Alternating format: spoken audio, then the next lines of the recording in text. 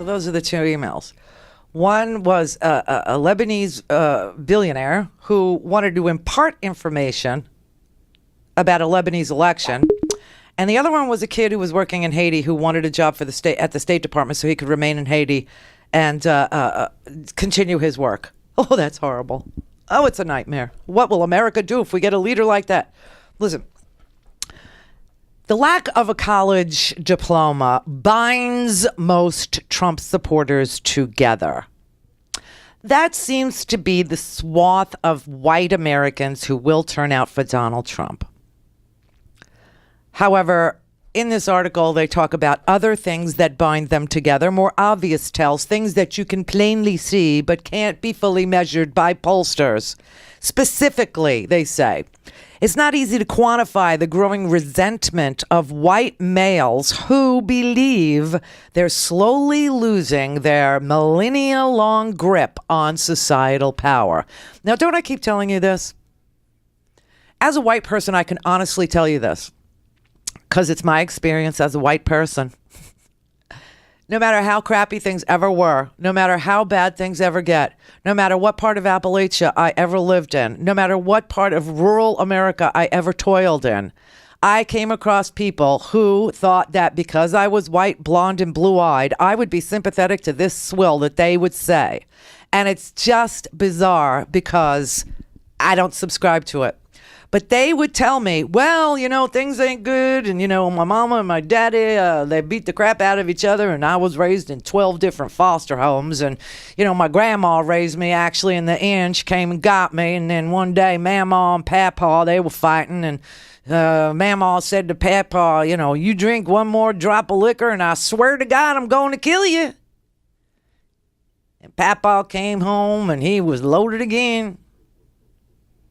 Mama took out the lighter fluid and poured it all over Papa and lit the damn match. That's a true story. I thought you were a Jew. I thought you were one of them Jews, but Jews have horns. Well, yeah, we do, but we keep them in during the day. Would you like to feel mine and have a little natural bump on my head? I was in beautiful Mississippi where I got run out of town by the Ku Klux Klan because I keep my horns in during the day, but they could clearly feel them. So this is what white people tell blonde, blue-eyed white women when they think, you know, you're one of them. And I can't tell you how many times I've heard white people say, as bad as it ever got for them, at least they weren't black, except they didn't use the B word.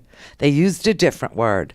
And I would just get up and walk away or just look at them. And sometimes I'd even say something. But when I did, I got run out of town. But you cannot measure the resentment that these white people have, these white men with no jobs at 50 some years old, where they're in between. They're like tweens now, okay? They're not ready for Medicare. They don't qualify for Medicare. They do get their food stamps, though. Make no mistake about it. And a lot of them are on disability. Make no mistake about that either. And here's a little clue. If Donald Trump really is trying to lose, and it certainly appears that way to me, if Donald Trump's really trying to lose, all he has to do is stand up and tell people, white men, especially in the Rust Belt, Appalachia, that he's going to end disability payments. And that will be the end of the campaign. But anyway, these people, these white men who are in their 50s, who just never really, got any savings together, or never owned a home, or do own a home, but it was repossessed, or their home is on wheels. You know, they always believed that as long as they weren't black or Hispanic or Jewish, swear to God, that they were better, that they were doing okay. They were okay. No matter how violent their home life was, no matter how many hours they sat on a bar stool, no matter how many games of pool they played all day, all night, they thought it was all okay because they weren't Jewish, they weren't a woman, they weren't Latino, and the big kahuna, they weren't black. And now they think that they're losing their grip on that. That blacks are now better off than they are. Of course, if you read, you'll see that African Americans have had such a difficult time in this country for so damn long that they'd have to work 28 years to have any kind of retirement savings. It's also difficult to measure how brainwashed they are unless you're out there on social media, and then you can see it. Then you can start to actually see how sick and how deranged it really has gotten. And just remember that Pence video where Mike Pence went to a rally and the mom